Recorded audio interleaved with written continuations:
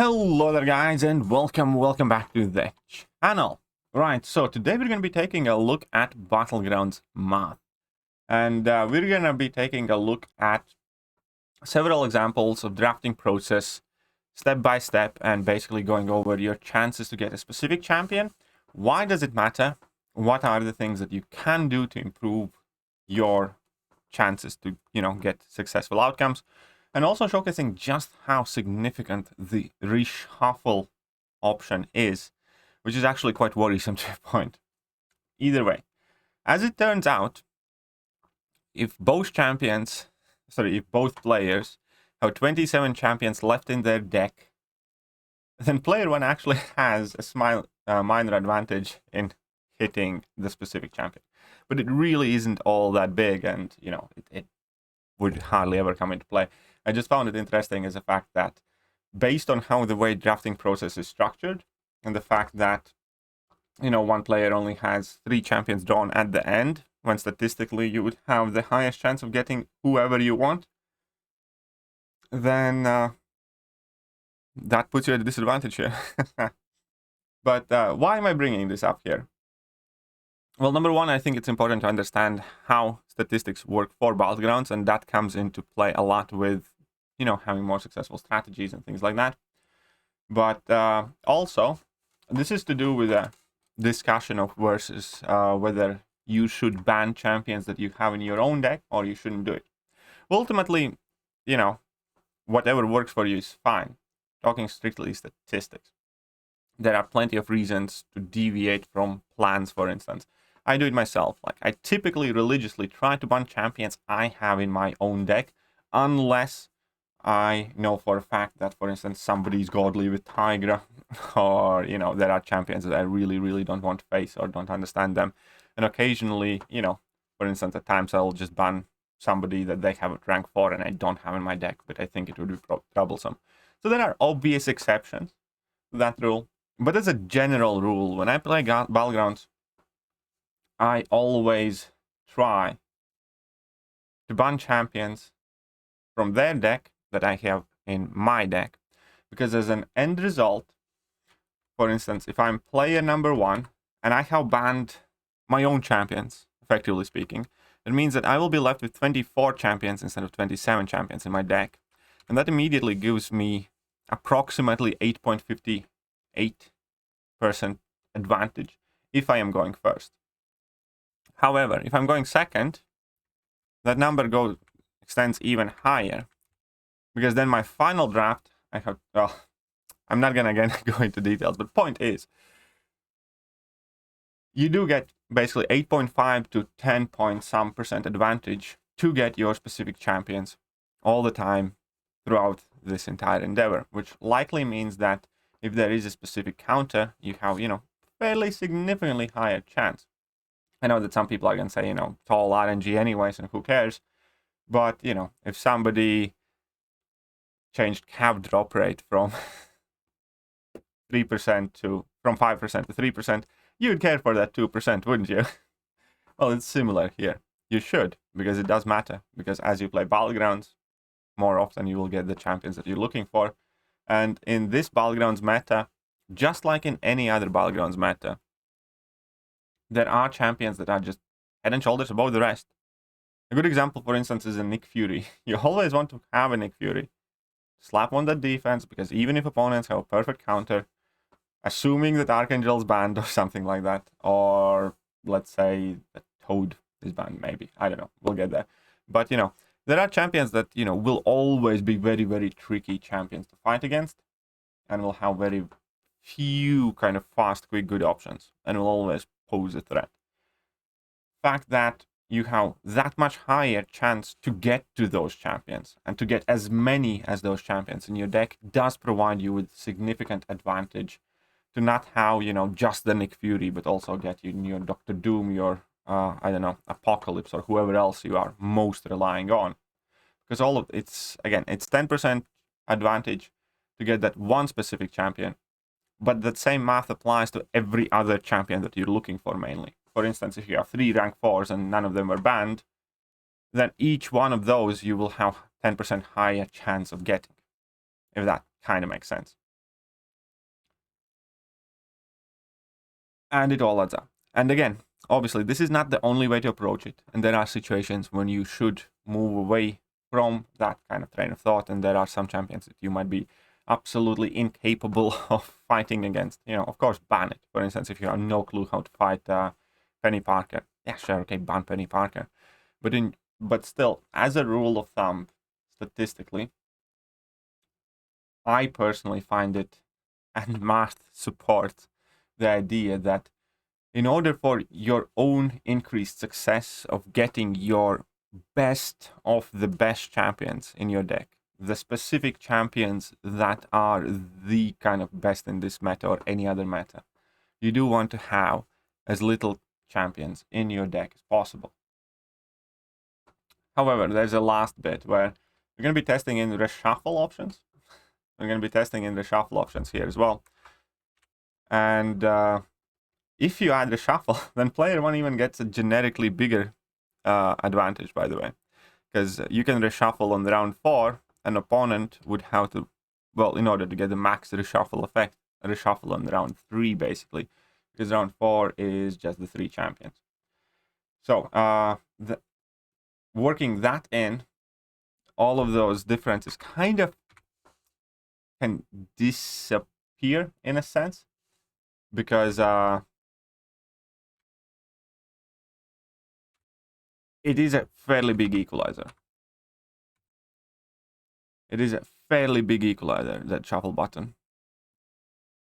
And with that, I just wanted to showcase how much higher everybody's odds are to hit the champions that you want overall. If you take a look here, we're going to take both players at 27 champions in a deck, which would be the standard banning process, let's say. You have 65 to 67% chance to get one specific champion if you use a reshuffler. If you do not use a reshuffler, that chance goes that chance drops immediately, significantly. And it again just once more accents how important exactly is that reshuffle option there, and that it's quite unfortunate that it's going to be monetized. Because, again, purely statistically speaking, if you know what you're doing, and for instance, if I will be going on for competitive some sort of tiering, which I likely will, it will also mean that in many of my matches, I will want to use that reshuffle quite wisely, because I do significantly want to increase my odds from 56 to 61, or increase them to 65 to 67. That is big enough difference maker in all of these high tier matchups for that reshuffling option to be extremely vital, which unfortunately is going to be monetized, and monetized hard. And that is, one of the problems with limiting the entry in Battlegrounds. Because if you want to do your best, for instance, the one best thing Kabam has done in terms of Battlegrounds is the fact that they took away the boosts. Because of similar point where if you want to give yourself the best chance of winning, competitive fights, you'd boost up, right? Your defenders have more HP, your attackers finish fights quicker, gives you a big advantage. So if you would be trying to kind of get to as high of a reward bracket as possible, you wouldn't want to play without boosts. And that kind of thought process will probably just deter you from playing if boosts were available. You'd primarily try to play only when you would have boosts that you can use.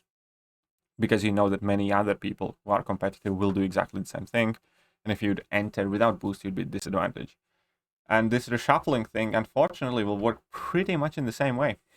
Or, well, not as badly as boosts. Definitely not as significant as boosts. But the idea will be pretty much the same. If you play competitive matches, you will always want to make sure that you do have these reshufflers available.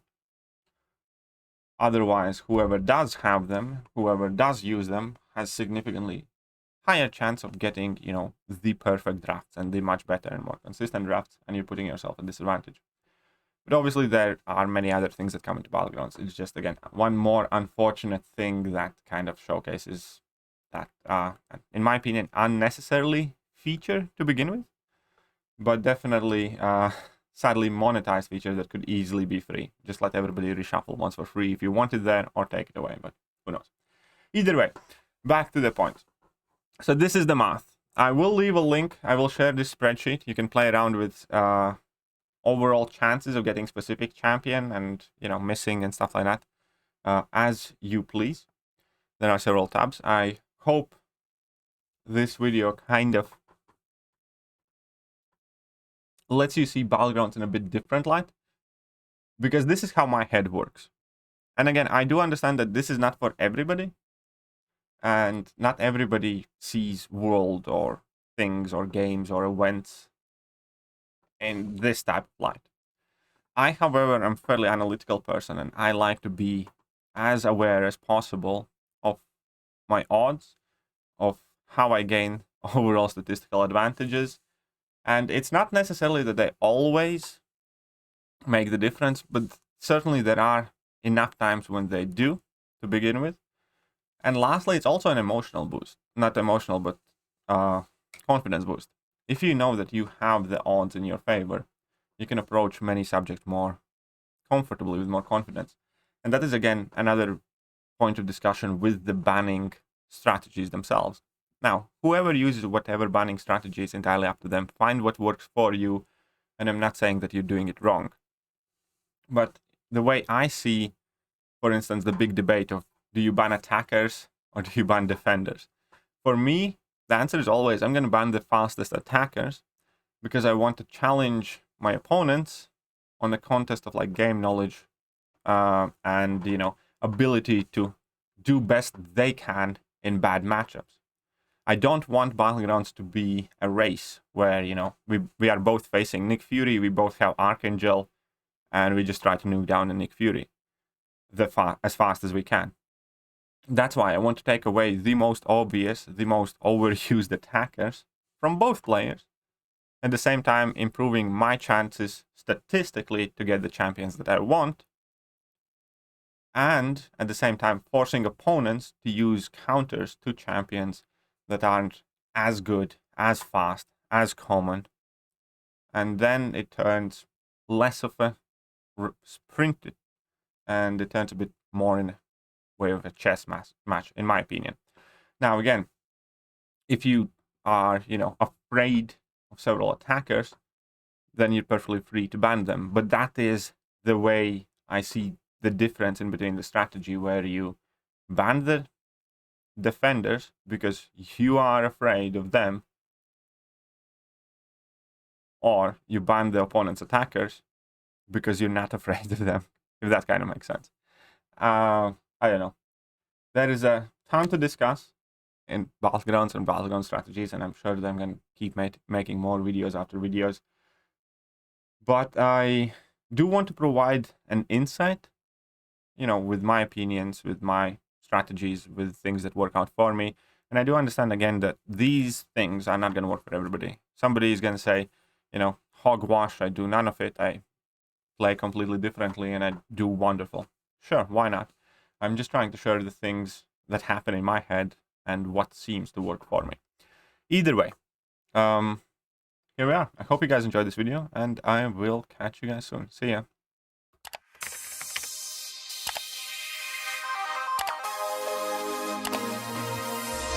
Hello there, guys, and welcome back to the channel. So we have all the information about